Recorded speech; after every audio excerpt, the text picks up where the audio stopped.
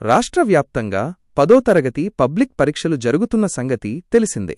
మార్చి 31వ తేదీతో పరీక్షలు ముగియనుండగా ఆ రోజు రంజాన్ పండగ సెలవును రాష్ట్ర ప్రభుత్వం ప్రకటించింది. దీంతో ఈరోజు జరగవలసిన సాంఘిక శాస్త్రం పబ్లిక్ పరీక్షను ఏప్రిల్ 1న నిర్వహించనున్నట్లు ప్రభుత్వ పరీక్షల విభాగం సంచాలకుడు శ్రీనివాసులరెడ్డి తెలిపారు.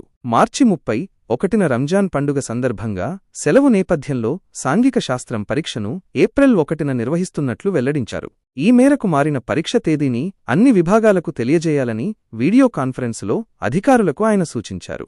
ఇక మార్చి 28న జరిగిన జీవశాస్త్రం పరీక్షలో చిత్తూరు జిల్లాలో ఓ విద్యార్థి కాఫీ కొడుతూ పట్టుబడగా ఆ విద్యార్థిని అధికారులు డిబార్ చేశారు. ఇన్విజిలేటర్ను సైతం సస్పెండ్ చేసినట్లు పేర్కొన్నారు.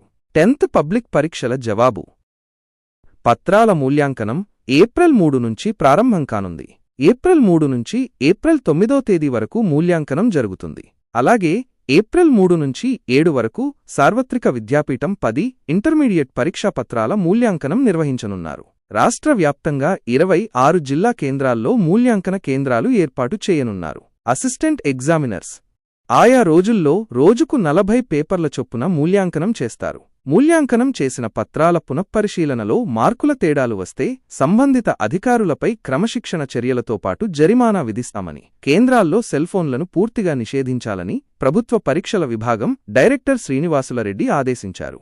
ఈ మేరకు జవాబు పత్రాల మూల్యాంకనం కోసం అవసరమైన అన్ని ఏర్పాట్లు చేయాలని ఆదేశించారు. ఇక 10వ తరగతి ఫలితాలు ఏప్రిల్ నెల చివరి నాటికి వెలువరించే అవకాశం ఉంది.